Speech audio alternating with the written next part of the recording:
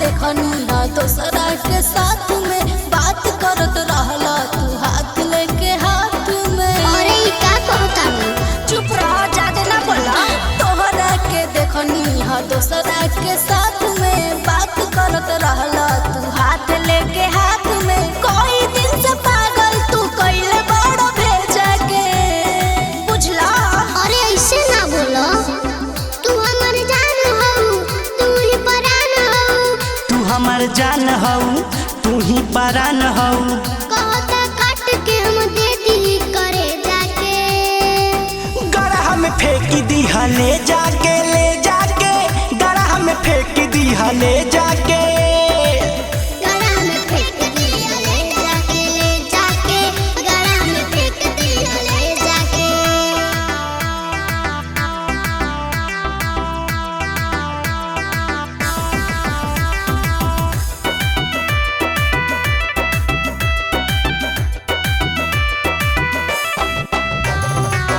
बोला ना झूठ लगे बाटे सबूत, घुमावत रह नौका बिहार हो।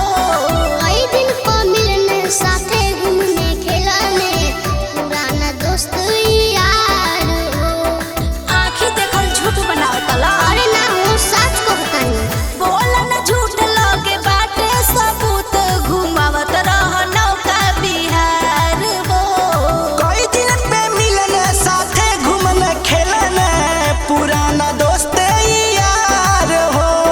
देखनी पिज्जा बर्गर खियावत रहल जाके, सच सच बतावा।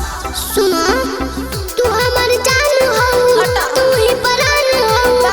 तू हमर जान हऊ, तू ही परान हऊ। कहता काट के हम दे दी करे जाके। का चाहता रह? गड़हा में फेंक दिहा ले जाके, ले जाके गड़हा में फेंक दिहा ले जाके। गड़ा में फेंक दिया ले जाके, ले जाके गड़ा में फेंक दिया ले जाके।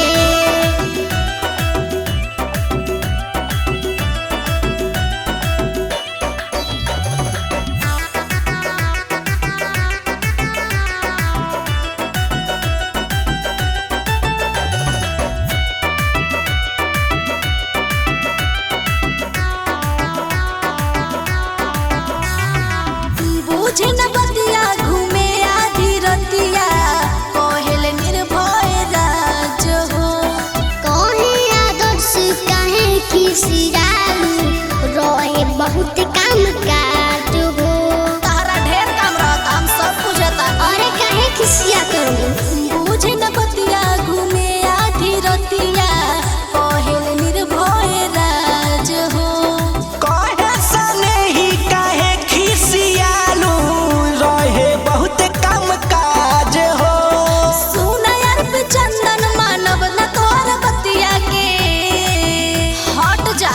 ए सुनो ना, तू हमर जान हऊ, तू ही परान हऊ। अच्छा, तू हमर जान चला हऊ, हटा। तू ही परान हऊ। सब बुझा। कहता काट के हम दे दी करे जाके। फालतू ना बोला। गड़हा में फेंक दिहा ले जा